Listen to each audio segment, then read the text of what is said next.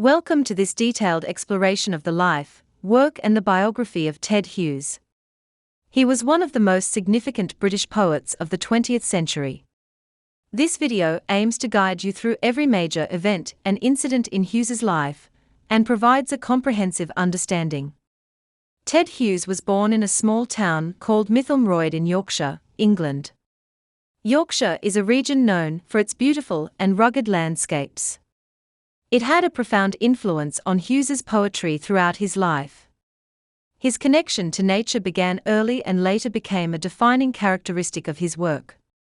After completing his early education, Hughes served in the Royal Air Force. This experience exposed him to the discipline and structure that later influenced his poetic craft. After his military service, Hughes attended the prestigious Cambridge University, where he studied archeology and anthropology. His academic interests were diverse, but he was particularly drawn to myths and legends, which played a significant role in shaping his poetic themes. In 1956, a pivotal moment in Hughes's life occurred when he met and married Sylvia Plath, an American poet. The biography of Ted Hughes reveals that their relationship was intense and deeply influential for both poets. Plath encouraged Hughes to submit his manuscript to a first book contest run by the Poetry Centre. The judges, notable figures such as Marianne Moore, W. H. Auden, and Stephen Spender, awarded Hughes the first prize for his collection, The Hawk in the Rain. This publication in 1957 established Hughes as a poet of international repute. Hughes's poetry was distinct from the prevalent styles of his time. The period's typical poetry was often polite, domestic, understated, and mildly ironic. In stark contrast, Hughes's work was bold, employing a language rich in resemblance to Shakespeare. He explored themes that were mythic and elemental, breaking away from the conventions of the era. It is evident from the biography of Ted Hughes that he published several best-selling volumes that cemented his status as a leading poet. Some of these include Lupercal in 1960, Crow in 1970, Selected Poems 1957 to 1981 in 1982, and Birthday Letters in 1998. His work wasn't limited to poetry for adults. He also wrote beloved children's books, such as The Iron Man, published in 1968 and later adapted into the animated film The Iron Giant in 1999. Together with Seamus Heaney, Hughes edited popular poetry anthologies like The Rattle Bag in 1982 and The School Bag in 1997. These works made poetry more accessible to the general public and are still widely read today. In addition to his original poetry, Hughes also translated works from classical authors, including Ovid and Aeschylus. His translations brought ancient texts to modern audiences and show his versatility and depth as a writer. It is crystal clear from the biography of Ted Hughes that he was appointed Britain's Poet Laureate in 1984. He held this prestigious position until his death in 1998.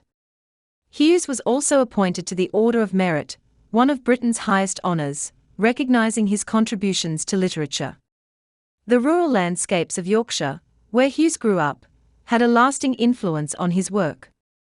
His poetry often immerses readers in a world dominated by nature, particularly animals. This thematic focus is evident from his earliest collections like The Hawk in the Rain to later works such as Wolf Watching and Mootown Diary, both published in 1989. Hughes's love of animals was a key factor in his decision to become a poet. As a young man, Hughes realized that his passion for hunting animals in Yorkshire often resulted in either the death or capture of the animal. He sought to capture not just the physical presence of animals but their essence, their aliveness in their natural state.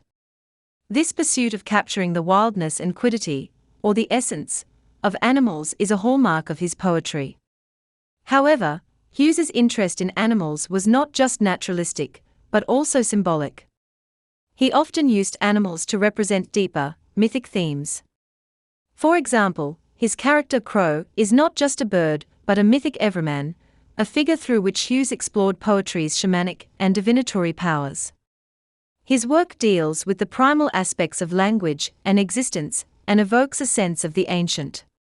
Hughes's posthumous, after death, publications include Selected Poems, 1957 to 1994, released in 2001, and Letters of Ted Hughes, edited by Christopher Reid and published in 2007.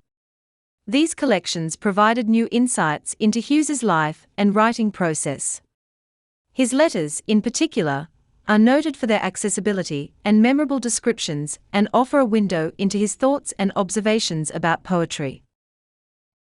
The biography of Ted Hughes shows that the publication of Collected Poems in 2003 shed further light on Hughes's writing process. Critics noted that Hughes seemed to conduct multiple lives as a poet. These poems were sometimes experimental, reflecting Hughes's interest in the process of writing rather than just the final outcome. He needed to be writing constantly, and many of his uncollected poems have an unfinished, provisional quality, resting for a moment before potentially being completed. Hughes's reputation was complicated by the tragic events in his personal life, particularly the suicide of his wife Sylvia Plath in 1963, and his partner Asher Wevill in 1969, who also took the life of their young daughter, Shura. As the executor of Plath's literary estate, Hughes made controversial decisions, such as destroying her final diary and refusing publication rights to some of her poems. These actions angered many in the literary community, though Hughes defended them as necessary to protect his family's privacy. There are some distinct comments on the biography of Ted Hughes. For many years after Plath's death, Hughes avoided discussing their marriage.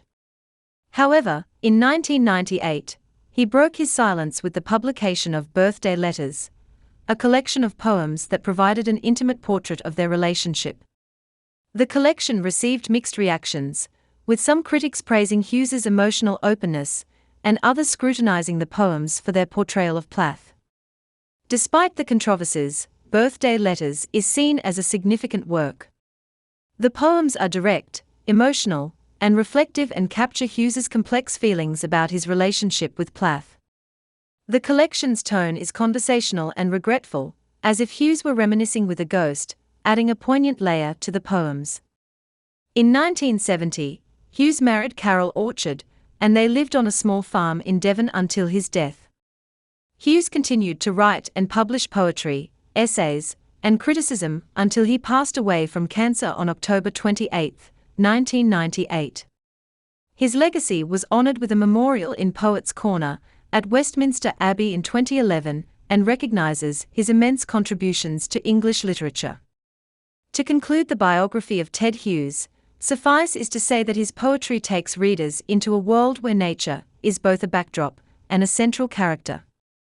His work is imbued with the raw power of the natural world and explores themes of life, death, and the primal forces that shape our existence. Hughes's ability to capture the essence of animals and the mythic dimensions of human experience has left an indelible mark on the literary world.